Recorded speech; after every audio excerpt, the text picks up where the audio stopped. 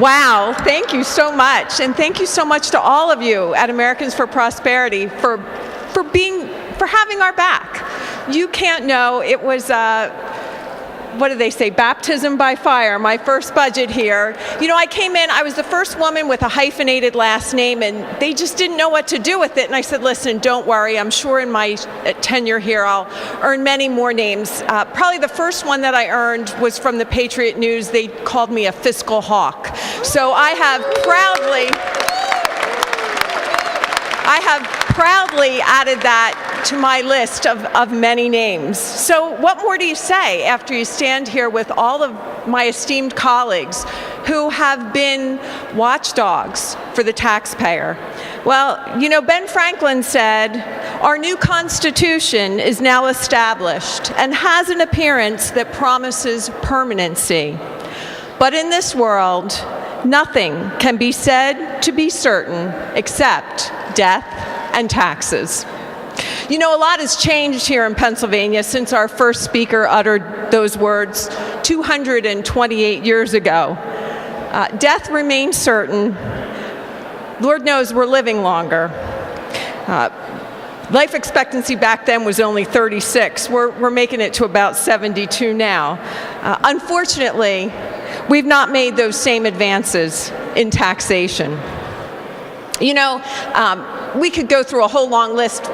Senator Fulmer kind of hit on just about every major tax. You know, it was 1791 that the whiskey tax was the first tax that was imposed by our federal government on the domestic product, whiskey, by the newly formed federal government. And please note that it was farmers in western Pennsylvania who led the insurrection against an unfair tax.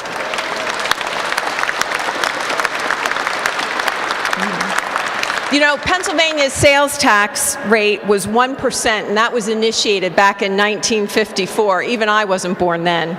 The income tax followed in 1971. It started at 2.75%. Not exactly advances, I would say. You know, we're here today marking Tax Freedom Day, which of course is April 23rd, and do you know that every year it gets pushed back even farther? But you know, following on Franklin's theme of death and taxes, modern medicine allows you more time to carry your wallet. Modern government needs to make that wallet heavier because you're going to need to carry it longer. And how can we accomplish that in Pennsylvania? Look, my colleagues have said to you, we do that by putting the needs of our taxpayers first. We stand here today at a very pivotal moment. We're poised for great opportunity to do just that. You know, the House has passed a fiscally responsible budget. It requires no new taxes, no new borrowing, but that's just the first step. In order to continue on that effort, we have to implement the policies that will allow for an efficient, effective, and fiscally responsible government. My colleagues have all spoken. Look, we've got to fix Medicaid. We have to fix so many things. Look, we have to address one of the biggest cost drivers for our government, and that's educating our kids.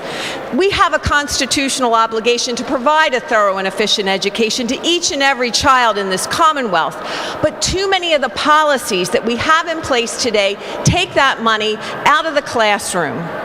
For that reason, we have to pass real and meaningful pension reform. We have to eliminate prevailing wage, Separations Act, mandates that just continue to take money out of the classroom and do nothing to improve our educational outcomes.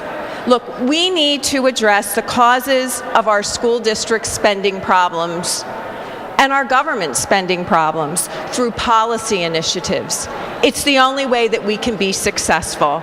So I'm so proud to say thank you, to be here with you today, and hope that with your support, we can continue to pass policies that will make Pennsylvania prosper. Thank you so much.